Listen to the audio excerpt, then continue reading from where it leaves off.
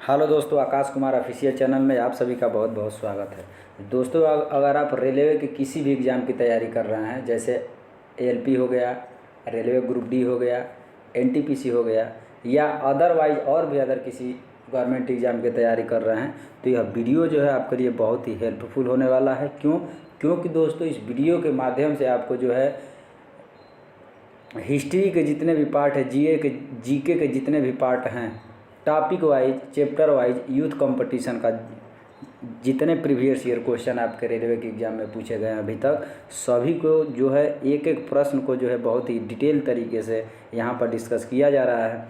तो दोस्तों, अगर वीडियो अच्छा लगे तो वीडियो को लाइक कर दीजिएगा और चैनल को सब्सक्राइब जरूर करिएगा। डेली का डेली आपको जो है एक एक टॉपिक जो है यहाँ पे देखने को मिलेगा। तो दोस्तों, यह जो है अगर इसके पिछले वाला वीडियो अगर आप नहीं देखे हैं तो प्ले लिस्ट में जाकर GK GS, railway GK GS 2025 play list बना हुआ है, वहाँ से पहले वीडियो से स्टार्ट करेंगे। जो आपको ये प्रश्न जो है अगर पेपर में आ जाते हैं तो यह बहुत ही हेल्पफुल होने वाला है आपके लिए। तो आइए दोस्तों, हम लोग सिंधु सभ्यता पढ़ रहे हैं और सिंधु सभ्यता का ये पार्ट नंबर 2 है। और सिंधु सभ्यता पार्ट नंबर 2 में देखते हैं, आइए देखते हैं प्रश्न कैसा कैसा यहाँ से पूछा जा रहा है। तो चलिए स्टार्ट करते हैं। प्रश्न नंबर यहाँ पे देख सकते हैं 26 नंबर क्वेश्चन है। 26 नंबर क्वेश्चन कह रहा है क्या कि का विकास 5000 BC ईस्वी में मालवा के दक्षिण की ओर एवं उत्तर की ओर गंगा घाटी के पूरे तलहटी क्षेत्र में हुआ है। तो यहाँ पर जो है आपका ऑप्शन क्या हो जाता है, सिंधु घाटी की सभ्यता जो है 5000 BC ईसा पूर्व में मालवा के दक्षिण की ओर एवं उत्तर की ओर गंगा घाटी के पूरे तलहटी क्षेत्र में हुआ है। किसका? तो सिंधु घाटी सभ्यता का।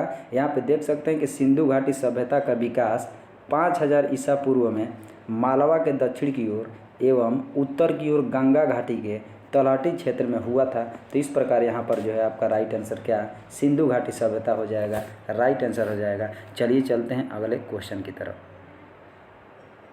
अगला क्वेश्चन कह रहा है क्या, अगला क्वेश्चन कह रहा है हड़प्पा सभ्यता 2500 BC के आसपास विकास किया था, आज उन्हें हम क्या कहते हैं?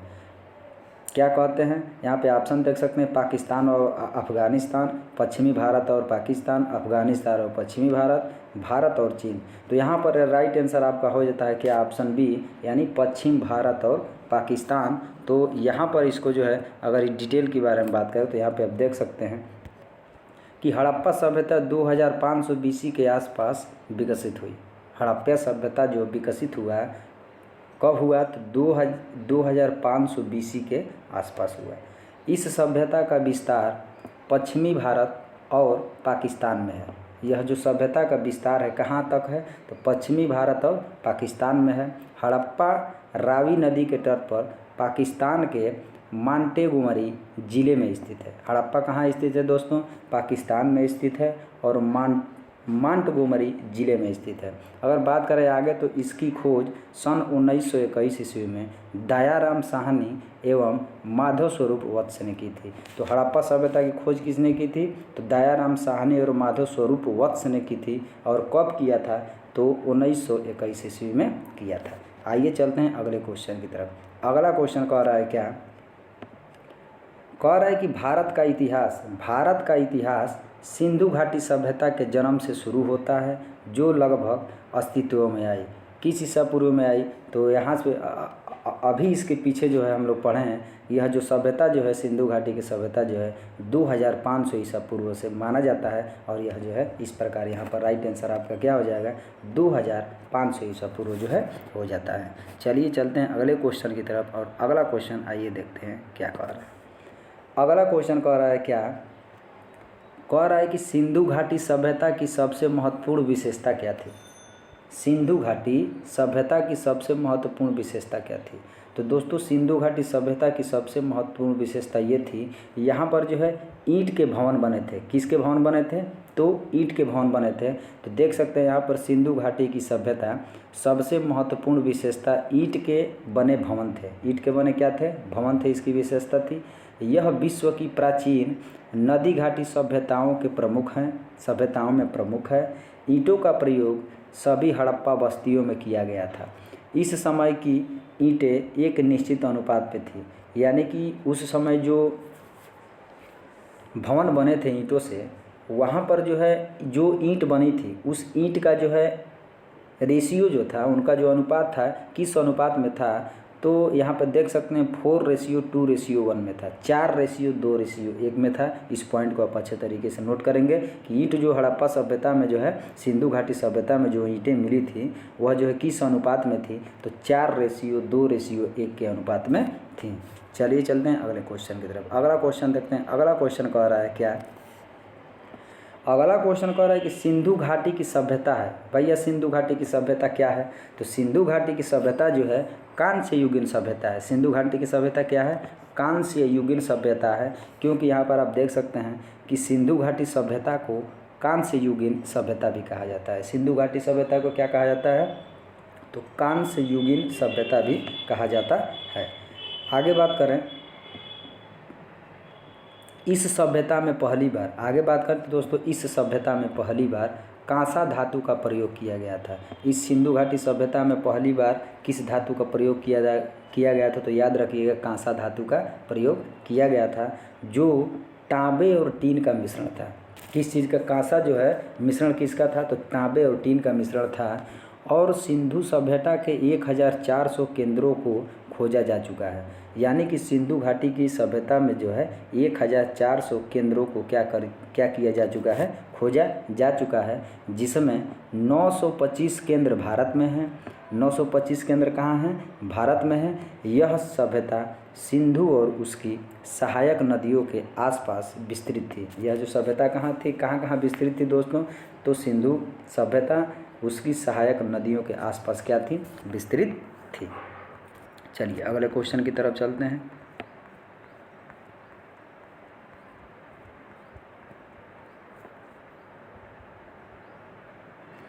प्रश्न नंबर 31। अगला क्वेश्चन कह रहा है क्या, अगला क्वेश्चन कह रहा है कि सिंधु सभ्यता के लोग जो थे, क्या बनाने के लिए तांबे और टीन को मिश्रित करते थे। क्या बनाने के लिए तांबे और टीन का मिश्रित करते थे, तो अभी हम लोगों ने पीछे पढ़ा, कांस्य बनाने के लिए, कांसा बनाने के लिए तांबे का और टीन का क्या जो मिश्रित करते थे, यानी कांस्य जो था तांबा और टीन का क्या था, तांबा और टीन का मिश्र अनुपात में जो है बना हुआ था। क्लियर है। चलिए आगे चलते हैं। अगला क्वेश्चन कह रहा है क्या, अगला क्वेश्चन कह रहा है कि निम्नलिखित में से कौन सा सिंधु घाटी सभ्यता का महत्वपूर्ण स्थल नहीं है। सिंधु घाटी सभ्यता का महत्वपूर्ण स्थल नहीं है, तो यहाँ पर जो है आजमगढ़, यहाँ पर महत्वपूर्ण स्थल नहीं है। आजमगढ़ एक ज़िला है, तो यहाँ पर जो है यह कालीबंगा, हड़प्पा और मोहनजोदड़ो था, सिंधु घाटी सभ्यता का स्थल था, लेकिन आजमगढ़ जो है इस सभ्यता का स्थल नहीं है। तो यह क्वेश्चन जो है 2 बार रिपीट हो चुका है, इसलिए हर एक क्वेश्चन जो है आपके एग्ज़ाम के लिए बहुत ही महत्वपूर्ण होने वाला है, इसलिए सभी क्वेश्चन को जो है अच्छे तरीके से यहाँ पर देख लीजिए। चलिए इसके बारे में अगर जानना चाहें तो देख सकते हैं कि सिंधु सभ्यता या सैंधव सभ्यता नगरीय सभ्यता थी। बात किया जाए कि सिंधु सभ्यता या सैंधव सभ्यता जो थी कैसी सभ्यता थी, तो याद रखिएगा यह जो सभ्यता थी कैसी थी, तो नगरीय सभ्यता थी। कैसी थी, नगर वहाँ पे बसे हुए थे। यानी कि सैंधव सभ्यता के प्रमुख स्थल निम्न हैं। कौन कौन से सैंधव सभ्यता के महत्वपूर्ण स्थल हैं, तो मोहनजोदड़ो, हड़प्पा, चहुंदड़ो, लोथल, बनावली, धौलावीरा, राखीगढ़ी एवं कालीबंगन, अर्थात सिंधु सभ्यता में आजमगढ़ यूपी का कोई स्थान नहीं है। यानी कि सिंधु घाटी सभ्यता जो है आजमगढ़ के अंतर्गत, सिंधु घाटी सभ्यता में आजमगढ़ नहीं आता है, इस बात को याद रखेंगे। तो इस प्रकार यहाँ पर आपका राइट आंसर आजमगढ़ हो जाता है। यह जो है आजमगढ़ जो है सिंधु घाटी सभ्यता का महत्वपूर्ण स्थल नहीं है। चलिए आगे चलते हैं। अगला क्वेश्चन कहा जा रहा है, अगला क्वेश्चन कह रहा है कि मोहनजोदड़ो का नाम, यानी मोहनजोदड़ो नाम का अर्थ में मुर्दों का टीला है। मोहनजोदड़ो का नाम किस अर्थ में मृतकों का टीला है, तो यह जो है कौन सा है, तो यहाँ पर सिंधी हो जाएगा। सिंधी में जो है मृतकों का टीला है, यानी मोहनजोदड़ो का अर्थ ही होता है मृतकों का टीला। यह एक कैसी भाषा है, तो याद रखिएगा यह जो सिंधी भाषा है। कैसी भाषा है, सिंधी भाषा है मृतकों का टीला। यानी कि सिंधी भाषा में मोहनजोदड़ो का अर्थ मृतकों का टीला है। याद रखेंगे कि सिंधी भाषा में मोहनजोदड़ो का अर्थ क्या है, मृतकों का टीला है। तो किस भाषा में, तो सिंधु भाषा में। यह दुनिया का सबसे पुराना नियोजित और उत्कृष्ट शहर माना जाता है। मोहनजोदड़ो जो है दुनिया का सबसे पुराना और उत्कृष्ट शहर माना जाता है। यह सिंधु घाटी सभ्यता का सबसे परिपक्व शहर है। यह जो शहर है सिंधु घाटी सभ्यता का सबसे परिपक्व शहर कौन सा है, अगर प्रश्न पूछा जाए तो याद कर लीजिएगा कि मोहनजोदड़ो जो है सिंधु घाटी सभ्यता का सबसे परिपक्व शहर माना जाता है, यानी है। चलिए अगले क्वेश्चन की तरफ। अगला क्वेश्चन कह रहा है क्या, अगला क्वेश्चन कह रहा है कि हड़प्पा के लोग निम्नलिखित भगवान में से किसकी पूजा नहीं करते थे। हड़प्पा सभ्यता के जो लोग थे किस भगवान की पूजा नहीं करते थे, तो यहाँ पर जो है विष्णु, यहाँ पर राइट ऑप्शन हो जाएगा। विष्णु भगवान की पूजा नहीं करते थे, शिव जी का पूजा करते थे, कबूतर का पूजा करते थे, स्वास्तिक का पूजा करते थे, लेकिन जो है विष्णु भगवान का जो है यहाँ पे पूजा नहीं किया जाता था हड़प्पा सभ्यता में। तो यहाँ पर आप देख सकते हैं, अगर बात करें इसके आगे तो यहाँ पे आप देख सकते हैं कि मोहनजोदड़ो की एक मुहर पर, मोहनजोदड़ो में जो मुहर मिली हैं, एक मुहर पर स्वास्तिक चिन्ह तथा एक त्रिमुखी पुरुष को सिंहासन पर योग मुद्रा में बैठे दिखाया गया है। कहाँ पे, मोहनजोदड़ो का जो मोहर मिला है वहाँ पर स्वास्तिक चिन्ह और त्रिमुखी पुरुष को, यानी 3 मुख वाले पुरुष को सिंहासन पर योग मुद्रा में बैठे दिखाया गया है, जिसे शिव का आदि रूप माना जाता है। शिव का क्या माना जाता है, तो आदि रूप माना जाता है। इसके दाएं तरफ हाथी एवं बाघ तथा बाएं तरफ गैंडा एवं भैंसे का अंकन किया गया है। याद रखिएगा, इसके दाहिने तरफ क्या, हाथी और बाघ, उसके और बाएं तरफ की बात करें तो गैंडा एवं भैंसों का क्या है, अंकन किया गया है, यानी कि इन्हीं को जो है बनाया गया है, उस पर इन्हीं का चित्र बनाया गया है। हड़प्पा सभ्यता के लोग धरती को उर्वरता की देवी मानकर उनकी पूजा करते थे। हड़प्पा सभ्यता के जो लोग थे धरती मैया को पृथ्वी मानकर क्या करते थे, उर्वरता की देवी मानकर जो है क्या करते थे, इनकी पृथ्वी का पूजा करते थे, धरती का। आगे बात करें तो पशु, पक्षी, जल, वृक्ष, सर्प यानी सांप, अग्नि यानी आग आदि की पूजा भी हड़प्पा सभ्यता में होती थी। याद रखिएगा, हड़प्पा सभ्यता में पशु का भी पूजा होता था, पक्षी का भी होता था, जल का भी होता था, वृक्ष का भी होता था, सर्प का भी होता था और अग्नि देवता का भी पूजा यहाँ पे जो हड़प्पा सभ्यता के लोग करते थे। आगे बात करें तो हड़प्पा सभ्यता के लोग भगवान विष्णु की पूजा नहीं करते थे। देख सकते हैं यहाँ पर हड़प्पा सभ्यता के जो लोग थे भगवान विष्णु की पूजा क्या करते थे, नहीं करते थे। इस पॉइंट को आप अच्छे तरीके से नोट डाउन करिएगा। चलिए आगे चलते हैं अगले क्वेश्चन की तरफ। अगला क्वेश्चन कह रहा है, क्वेश्चन नंबर 35 कह रहा है कि सिंधु घाटी सभ्यता के लोग किसकी पूजा करते थे। चलो भैया बता दो, सिंधु घाटी सभ्यता के लोग किसकी पूजा करते थे, तो पशुपतिनाथ की यहाँ पर राइट आंसर आपका होने वाला है, पशुपतिनाथ की पूजा करते थे। यानी कि अगर आगे बात करें यहाँ पर आप देख सकते हैं कि अगर बात करें कि सिंधु घाटी सभ्यता एक नगरीय सभ्यता थी। अगर बात करें कि सिंधु घाटी सभ्यता कैसी सभ्यता थी, तो याद रखिएगा यह जो है नगरीय सभ्यता थी। आगे बात करें तो सिंधु घाटी सभ्यता के लोग 3 मुख वाले देवता यानी पशुपति का कैसा था, तो 3 मुख वाले देवता थे और इन्हीं की जो है पूजा करते थे, पशुपति की। यह मूर्ति मोहनजोदड़ो में मिली है। अगर बात की जाए तो दोस्तों 3 मुख वाले देवता यानी पशुपति की मूर्ति कहाँ से मिली है, तो याद रखिए कि मोहनजोदड़ो से मिली है। आगे बात करें तो सिंधु घाटी सभ्यता में विशाल स्नानागार मोहनजोदड़ो से प्राप्त हुए हैं। विशाल स्नानागार कहाँ से प्राप्त हुए हैं, मोहनजोदड़ो से प्राप्त हुए हैं। अगर बात करें विशाल स्नानागार का जो है आकृति कैसी थी, तो याद रखिएगा इसकी आकृति जो थी कैसी थी, तो आयताकार टैंक के आकार की इसकी आकृति थी। इस पॉइंट को आप अच्छे तरीके से नोट डाउन करिएगा। आगे बात करें तो सिंधु घाटी सभ्यता की भाव चित्रात्मक लिपि दाईं ओर से बाईं ओर लिखी जाती थी। यह पॉइंट जो नोट करेंगे दोस्तों, सिंधु घाटी सभ्यता का भाव चित्रात्मक जो लिपि थी, यानी कि जो लिखा गया था वह किस तरह लिखा जाता था, तो दाहिने ओर से बाएं साइड की ओर लिखा जाता था। किस साइड लिखा जाता था, दाएं से बाईं ओर की ओर जो है लिखा जाता था। चलिए चलते हैं अगले क्वेश्चन की तरफ। अगला नंबर क्वेश्चन आपका जो है यहाँ पे देख सकते हैं, अगला number question number 36, question number 36 कह रहा है कि किस वर्ष में जर्मनी और इटली के पुरातात्विक विदों के एक दल ने मोहनजोदड़ो में सतह अन्वेषण शुरू किया था। किस वर्ष में जर्मनी और इटली के पुरातात्विक विदों के एक दल ने मोहनजोदड़ो की सतह अन्वेषण शुरू किया था। तो ऑप्शन यहाँ पर राइट आंसर आपको 1980 हो जाता है, क्योंकि यहाँ पर अगर बात करें 1980 की तो यहाँ पे आप देख सकते हैं कि वर्ष 1980 में, कब, वर्ष 1980 में जर्मन और इटली यानी इतावली के पुरातात्विकविदों की संयुक्त टीम ने मोहनजोदड़ो में सतह अन्वेषण को प्रारंभ किया था। कब? तो 1980 ईस्वी में। आगे बात करें तो 1986 ईस्वी में अमेरिकी दल द्वारा हड़प्पा में उत्खनन प्रारंभ किए गए और 1990 ईस्वी में RS बिष्ट ने धौलावीरा में उत्खननों को प्रारंभ कर दिया। 1980 में RS बिष्ट ने धौलावीरा में उत्खनन को क्या कर दिया, यहाँ पर जो है प्रारंभ कर दिया, शुरुआत कर दिया। चलिए चलते हैं अगले क्वेश्चन की तरफ। अगला क्वेश्चन कर रहा है क्वेश्चन नंबर 37। अगला क्वेश्चन कह रहा है कि हड़प्पा सभ्यता की मुहरों पर, हड़प्पा सभ्यता की मुहरों पर,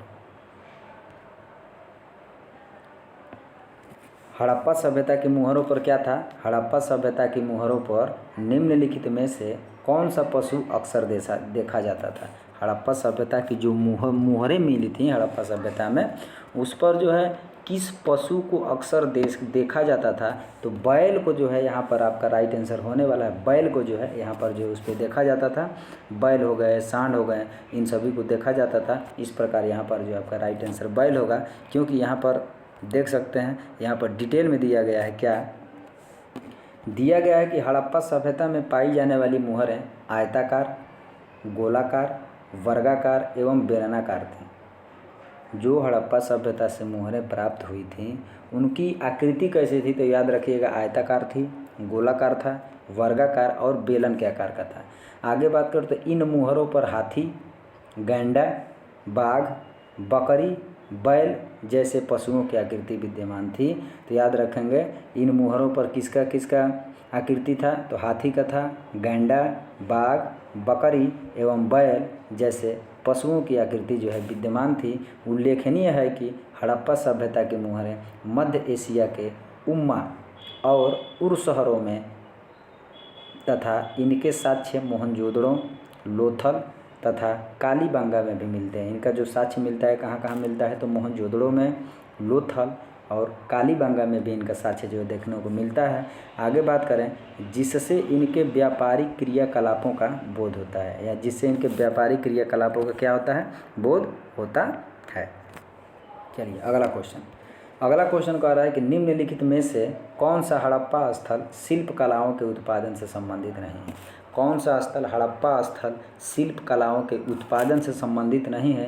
तो यहाँ पर मांडा आपका राइट आंसर होने वाला है। मांडा जो है हड़प्पा स्थल शिल्प कलाओं के उत्पादन से संबंधित नहीं है, जबकि बालाकोट, चहुंदड़ और नागेश्वर जो हैं शिल्प कलाओं से संबंधित हैं। अगर बात करें आगे इसके बारे में तो यहाँ पर आप देख सकते हैं कि यहाँ पर दिया गया है कि जम्मू कश्मीर में, कहाँ? जम्मू कश्मीर में चिनाब नदी के दाएं तट पर स्थित सिंधु सभ्यता का मांडा स्थल शिल्प कलाओं के उत्पादन से संबंधित नहीं है, जबकि बालाकोट से बहुतायत में सीप की बनी चूड़ियों के टुकड़े प्राप्त हुए हैं तथा चहुंदड़ों से बकराकार ईंटें प्राप्त हुई हैं। नागेश्वर से शंख से बनी वस्तुएं, चूड़ियाँ, करछियाँ तथा पच्चीकारी की वस्तुएं प्राप्त हुई हैं। तो दोस्तों याद रखिएगा, बकराकार ईंटें जो है कहाँ से प्राप्त हुई हैं? तो चहुंदड़ों से प्राप्त हुई हैं। बालाकोट की बात करें तो बालाकोट जो है सीप की बनी चूड़ियों के टुकड़े प्राप्त हुए हैं। नागेश्वर की बात करें तो दोस्तों नागेश्वर से शंख से बनी वस्तुएं जो हैं और चूड़ियाँ जो है यहाँ पर करछियाँ जो हैं मिली हुई हैं। तो इस पॉइंट को अच्छे तरीके से नोट डाउन करिएगा। चलिए अगले क्वेश्चन की तरफ चलते हैं। अगला क्वेश्चन कह रहा है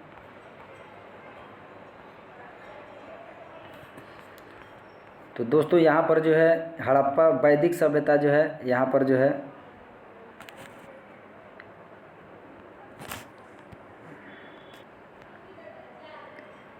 तो दोस्तों यहाँ पर सिंधु सभ्यता जो है, सिंधु सभ्यता में जितने भी प्रश्न बने थे आपके रेलवे के एग्ज़ाम में, जितने भी प्रश्न पूछे गए थे सभी प्रश्न को जो है एक एक करके यहाँ पर जो है डिटेल में यहाँ पे आपको बताया जा चुका है। सभी के सभी क्वेश्चन बहुत ही इंपॉर्टेंट है, आपके किसी भी एग्ज़ाम में और कभी भी प्रश्न पूछे जा सकते हैं, क्योंकि आप सबको पता है कि रेलवे जो है बार बार प्रश्न को जो है रिपीट करता है। तो दोस्तों यहाँ पर जो है आप सोच रहे हो कि बहुविकल्पी यानी कि ऑब्जेक्टिव से मतलब नहीं, तो यहाँ पर ये जो मेन पॉइंट यहाँ पे आप देख सकते हैं कि ये जो यहाँ पे बताया जा रहा है, यही इसमें मेन चीज़ देखना है कि कौन कौन सा इसमें मेन चीज़ है, वही आपको केवल तैयार करना है। तो डेली के डेली 1-2 वीडियो आपको डेली के डेली जो है दोस्तों यहाँ पर मिलेंगे। तो दोस्तों यहाँ पर जो है सिंधु सभ्यता ख़त्म हो जाता है। अब अगला पॉइंट हम लोग का आता है, अगला टॉपिक जो आता है कौन सा आएगा, तो वैदिक सभ्यता आएगा। कौन सा? वैदिक सभ्यता, वैदिक सिविलाइजेशन, यानी कि वैदिक सभ्यता को दोस्तों नेक्स्ट वीडियो में हम लोग देखेंगे कि वैदिक सभ्यता से जो है कितने प्रश्न बने हैं आपके रेलवे के एग्ज़ाम में और कैसे कैसे प्रश्न बने हैं। बहुत ही टॉप क्लास के क्वेश्चन बने हैं जो आपको रेलवे के एग्ज़ाम में बहुत ही हेल्पफुल होने वाला है। तो दोस्तों नेक्स्ट वीडियो में हम लोग वैदिक सभ्यता पढ़ेंगे, टॉपिक नंबर 3।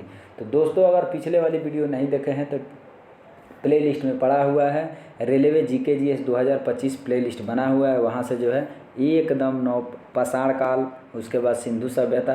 नेक्स्ट वीडियो में हम लोग पढ़ेंगे वैदिक सभ्यता। तो टॉपिक वाइज जो है दोस्तों आपको डेली के डेली एक वीडियो प्रोवाइड किया जाएगा इस चैनल के माध्यम से।